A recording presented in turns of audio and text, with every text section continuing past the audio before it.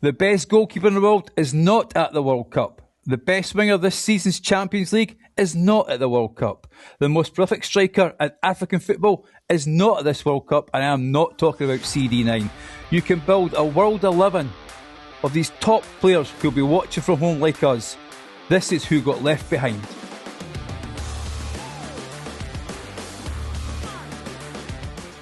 Welcome back to FUT in Review, World Cup Daily, Episode 6. I'm joined today by my wonderful co-hosts, John and Homer. Hello.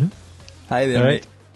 Good to have you there. Patreon supporters, thank you so much for all your support. We really appreciate it. You make these shows extra special, along with our wonderful, wonderful listeners. This will be, though, for our Patreon listeners in their feed right now, as soon as this show is finished. We've also got the Prediction League, and we've got the sweep coming up very, very soon. I'm sure John is busy typing away, getting all those names there for people. The link will be in the show notes if you want to join, but check us out at patreon.com/FUT in Review. But today, we are talking about the best 11 that is not at the World Cup. Some through injury, some because their nations failed to qualify. The World Cup may be 48 teams, but it doesn't have everyone. Let's go through who got left behind and why it matters. John, hello, my friend. How are you doing? Hello, buddy. Thank you for having me on this lovely Saturday afternoon. I'm doing quite well. Thank you so much. That's amazing. And Homer, how are you doing, my friend? Yeah, I'm good. Thanks for having me back on. It's great to have you guys. And who better to talk about the players that are missing than these two great guests, or co-hosts, I should say. But let's start at the back, the goalkeeper. And we talked about it in earlier shows, the Italian tragedy. Starting goal, who we got there? Of course, it's Gianluigi Donnarumma.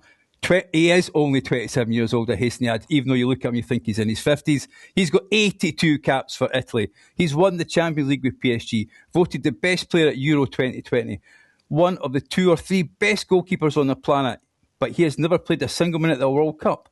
Italy have now missed 3 consecutive tournaments, and Donnarumma, who's entering the peak years of his career, has spent all 3 at home.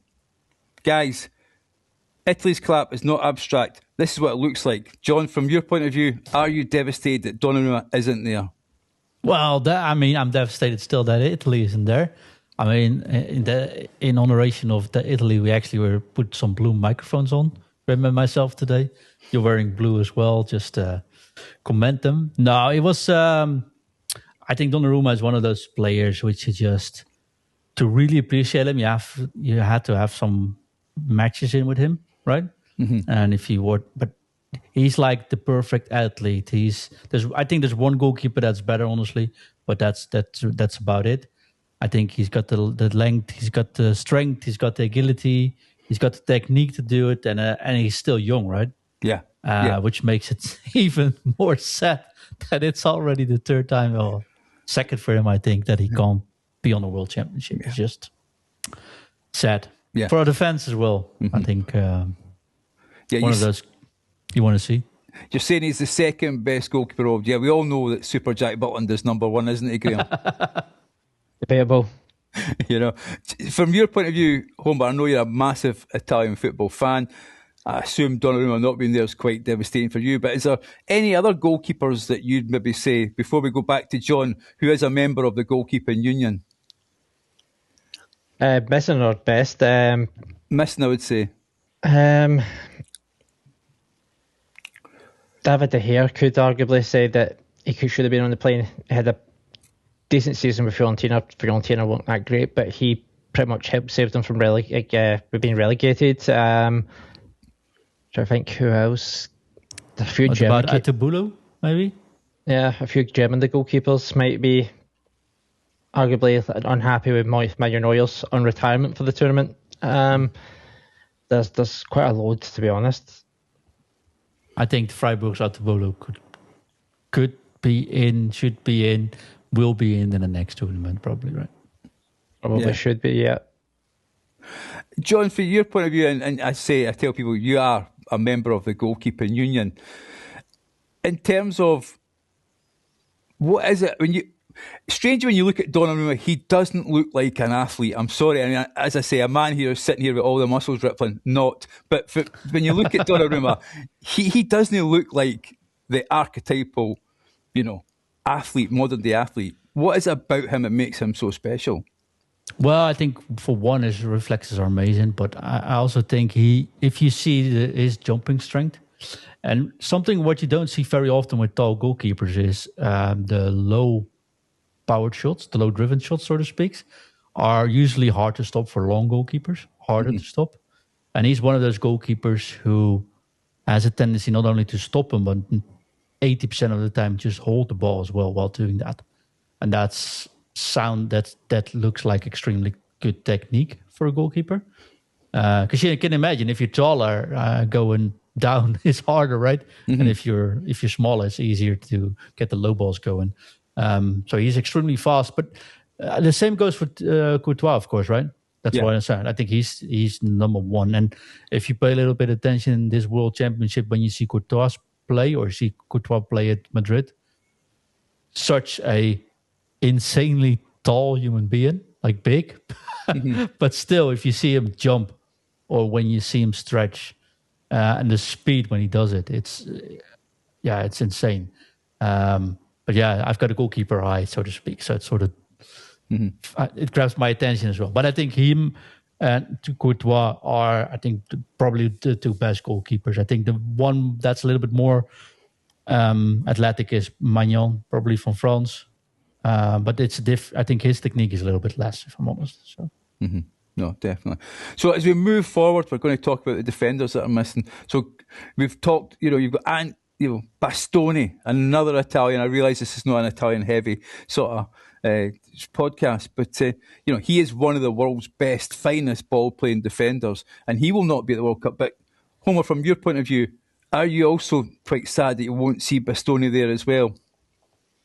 From a biased point of view, yeah, I'm more disappointed not to see him than Donnarumma. But just in general, missing Italy, missing guys like Bastoni, Donnarumma, some of the other people we'll mention, it is a shame because, like you said, in the top 5 best centre-backs in the world, arguably. So you're always going to be disappointed when you can't see the best in each position play on the best stage. But that's what happens when you don't play well enough and qualify, unfortunately. No, definitely. And John, again, is there any players that you've sort of singled out that you're disappointed that hasn't made it? I got a little list of 4, actually. One, I think, is not Dumfries, it's Frimpong from the Netherlands. Yeah. He basically got put out because his attacking side isn't to be underestimated, but he's just not as good as defensive as, for example, Dumfries is, of course. And I think we also have Weaver, so it's just too many right backs, too many good defenders in the Netherlands. But it sucks for him because he did have, I think, a decent season at Liverpool as well. But for example, what about Tapsoba, right? Edmond Tapsoba. I think he plays for Burkina Faso. Yep. Well, they didn't qualify, obviously, but I think that's still a very cool defender to watch. Or Orbán, Hungary, of course, so also not there. And Lukeba.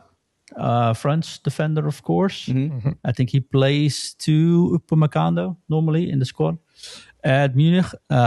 Terrific player, but he's still young, so I think Lukeba will see in upcoming tournaments, and it shows the strength France has in their squad, right? But I think Lukeba is one of those players. If you see Bayern Munich play, or Bayern Munich as you guys call it, play, Lukeba always catches the eye. Talented, athletic, strong. Fast for his size, right? Yeah. It's a shame if we don't see him. But then again, if you look at that France squad, I mean, sometimes you got to make choices, and I guess they got plenty of players going around, right? Yeah, because if you look at the French squad, I think Camavinga hasn't made it either, which is unbelievable because there is, and then Dean Howson of Spain. Is there any of those sort of players, Graeme, that you'd have liked to have seen, or you think the season hasn't been good enough from them? Camavinga and Howson. Howson's probably the better of the two, but they've had a poor season at Madrid. I'm surprised John didn't mention Delict's not going this year either. He's not like a top player from that, I think. He struggled for the last couple of years, but he's always been good for the Netherlands whenever I watched. Ghana's going to be quite missing a rock in the back. They're missing Mohamedou Salisu, is that how you say his name? Formerly for Southampton. He's at Monaco now. He tore his ACL, so he's out. I think there was somebody else on the top of my head. I can't remember. What about Biddlestad? There's him, but I was thinking of 1-5 for Argentina. He's not necessarily a starter for Argentina, but he normally comes off the bench. He's versatile. He can play anywhere across the back. He can play the holding mid role for them. So normally a guy that, when they're obviously late in the game, comes on and gives them that extra stability. So there's quite a few good defenders that are going to be there. No, definitely. So, this is such a difficult thing, isn't it? Because there's such great players that you would actually love to have at your club. You know what I mean? So let's move forward. Let's go to the midfield, and we're going to talk about a missing player, and he is the Georgian genius. Khvicha Kvaratskhelia, PSG winger, Cavadonna as we call him, UEFA Champions League Player of the Season, 10 goals, 6 assists in 16 matches. Won PSG back-to-back Champions League titles. He's arguably the best player in European football in 25-26. And Georgia failed to qualify. Finished third in the group behind Spain and Turkey. I mean, they lost 4 of their 5 games. Kvaratskhelia carried them to the round of 16 at Euro 24, and he simply could not do it alone in qualifying. He'll not be at the World Cup, and this really is a genuine loss for the tournament. And also, heartbreaking, let's be honest, when we've seen the scenes of Xavi Simons, plays the Netherlands, torn ACL in the prelude game for Tottenham against Wolves in April. He's gone for the rest of 2026. He wasn't guaranteed starter, but he was set to play a strong role across the attacking midfield line for the Dutch. Graeme, let's come to you. We'll leave John to talk about the tragedy of Xavi Simons, but from your point of view, Kvaratskhelia not being there, is that a real miss for the tournament?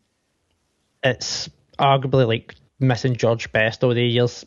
That you said he's probably the most exciting, best informed player in Europe at the moment, and it's just disappointing you're not going to get to see him on the biggest stage. Like I said, it's up there for missing George Best for me. Like, imagine just him running at defenders in that heat.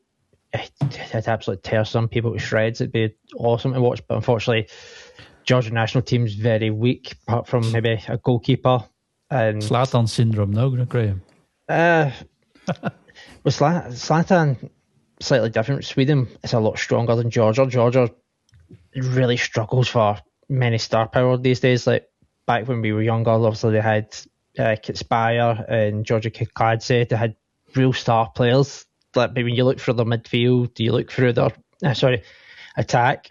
There's not really anybody there that you say is on his level or close to his level. So, like I said, it's for somebody that lives in Northern Ireland. It is like the history of watching George Best repeat itself, where we miss one of the best players arguably ever at a World Cup stage.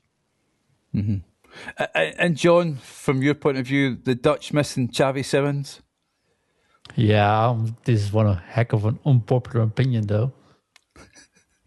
I don't think he's good enough. So, I feel very sorry for him getting injured. Right, this is a really poor injury. This one not only hurts, but it's also a hard one to come back in full fitness from. Mm-hmm.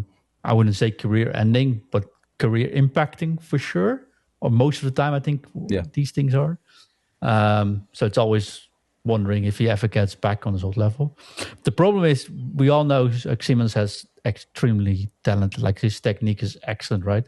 Mm-hmm. Why I usually don't like him as a player is because I think he's physically too weak for current day football. That sounds horrible when he's injured, but when you see him play, right? Or for example, if you now saw the Dutch squad and we had, I forgot his name, Somerville on top. Mm-hmm. He's so much stronger than Simons is. And faster, but also so much physically stronger. Mm-hmm. And if you see Simons and so let's say he would play a Dumfries would just tear him apart, right? Mm-hmm.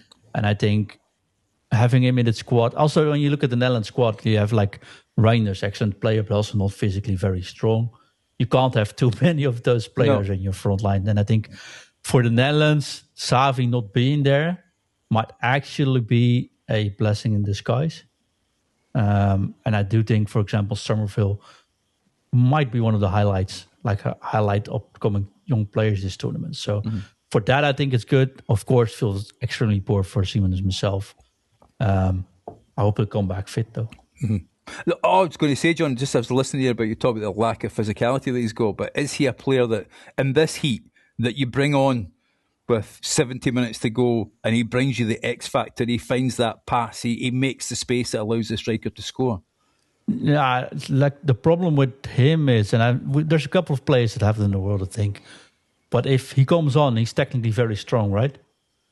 But if you just make sure and this sounds horrible, I know again, you got my unpopular take, but if you just tackle him once, or just make sure he's aware of your presence, as I would say as a midfielder, then he probably won't do much for you. I don't see him as a key player to turn a match around. I think he could, like in the Premier League, if he is in a team that swings, he could make it swing even more. That makes sense? Yeah. But if you bring in a team that doesn't walk, it doesn't run, I don't think you can do much with him, honestly. Mm-hmm. And Graeme, I'll come to you, and we've got to just give all the popular opinions to Graeme. No. So, Sean, you went in there. You went in hard. This is what we asked for the show. People don't turn up for the soft looking opinion. They want the hard tackles, which you're doing. You are like we're going to start calling you Gattuso of the podcast because you get stuck in. If you look at England for midfielders, no Cole Palmer, no Jared Bowen. I know he's more a forward player. Phil Foden, and also strangely no Morgan Gibbs-White. I mean, has Tuchel got it wrong, or England just have an abundance of midfield talent? I think it's more of abundance of talent and try to get the harmony right. Harry Kane's one of the guys that will drop deeper. He'll play in as a 10, or he'll go back to 8-6, get the ball, run at people, play the ball. So when you're wanting somebody that's got playing that 10 role, like a Palmer or a Morgan Gibbs-White or a Foden, you want somebody that's going to make a different type of run. And I think that the way that they're set up, Gordon or Rashford will be out left. They're going to more move into that central place where Kane's vacated. Guy like Morgan Rogers or Jude Bellingham likes to drift out left, so they take this space that's vacated, and it gives Kane that space to drop back a bit. So they'll be all interlinked, moving about, causing people problems with their movement. Does Foden, Palmer, or Gibbs-White give them that? I don't know. But Palmer's been injured this season. He's been really bad out of form. Foden's similar. I think Gibbs-White out of the three of them is the one that probably arguably could complain the most, but the way he plays, I think he would clash with where Kane wants to go. So I think Tuchel's called it correct, unfortunately for some people, but I think he's got it right, where he's got the players that will move about and play off each other's strengths, then try to shoehorn something in that's not going to fit that way of playing for them. Yeah, no, definitely. I mean, there is just, let's be honest, an abundance of talent not going. And also, let's just quickly then move on to the forwards. Some of the most painful absences. If you listened to yesterday's show, we talked about the classic number 9, and Art was on discussing the mighty Robert Lewandowski, the Polish power that he's got missing from this World Cup. We then go down Victor Osimhen, the second best Nigerian striker in the world after CD9. He was playing at peak level. He scored 8 goals in qualifying, and Nigeria couldn't get through. Lost to the Democratic of Congo, in the playoff final on penalties after he was substituted injured at half time. Ademola Lookman, who's his Nigerian teammate as well. And then Hugo Ekitike of France, 23 years old, not even on the radar at the start of the season, scores 17 goals in all competitions for Liverpool for rupturing his Achilles against PSG in April. A terrible injury. And finally, Estêvão, Brazil, 23, considered one of the most exciting young forwards in the world, pulled up against Man United with a severe hamstring injury in April, let off Brazil's preliminary squad, gone. Ancelotti, who's already missing Rodrygo, now doesn't have Estêvão either. Neymar, 34, has taken his spot. This is a sentence. This is a start of let's just look at it and say, guys, are we missing some of the world's best strikers? Let's start with you, John. I don't know if we were missing the world's best strikers, honestly. I'm super happy that Haaland's there, right? I think having Norway not in the competition wasn't unheard of, so to speak. Yeah. So that's what I sort of meant with Zlatan, where we had him back in the days. Not always a certainty to have him in the tournament, right? I think having Haaland in the tournament, along with Mbappe, with Kane, I think sort of seals the deal there. Ronaldo, Messi are back, so that I don't think we'll necessarily miss one striker. I do think this hurts the most for Brazil, having both their top wingers injured, right? Of course, like Vinicius is there, but Rodrygo and Estêvão, they'll definitely miss that. And having Neymar there, we talked about it before with Graeme. Don't necessarily know if that's going to end up well or imploding the team later on. So that's going to be hard. I think there's a massive difference in like Lewandowski. I think that's the one that will miss. Yeah. Not necessarily because I think he will make much of a difference. Like Netherlands have played in the same group as Poland, right? For qualification. And it's not like Lewandowski made much of a difference in that squad because the squad just isn't superb. That makes sense. It just isn't good enough. And that's the also thing. Like it's the same guys. I think that's what England did well this year. Like Tuchel did well, right? Build it around Kane instead of placing Kane on a position there and he won't get. I think that's the difference between what he did at Munich.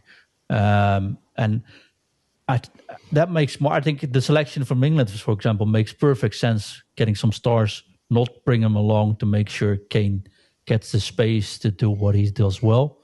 And if he starts scoring, then he might be good. I'm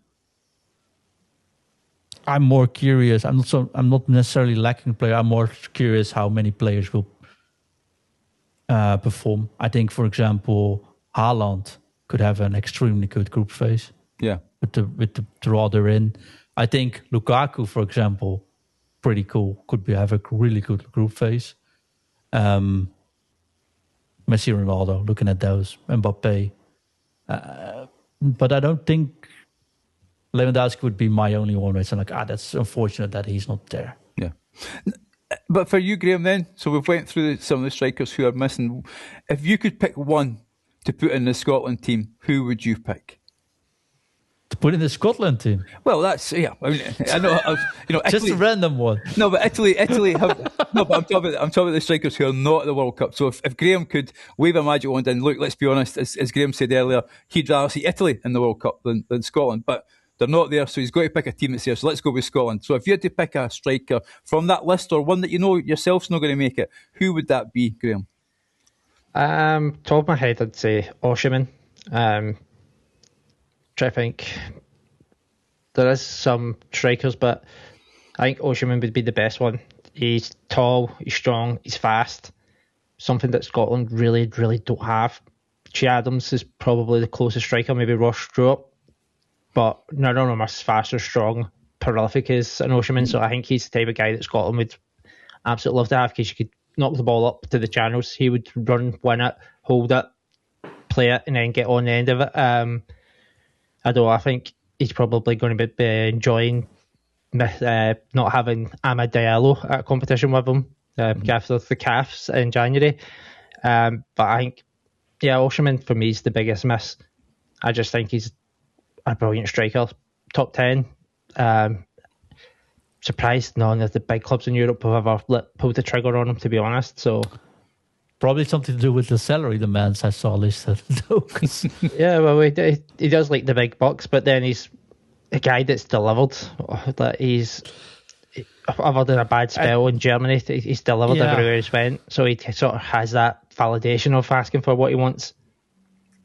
Yeah, I don't know. I mean, for example, Guirassy, Dortmund striker. I think that's one striker that would fit the bill of many European clubs, and we won't see this World Championship either, for example.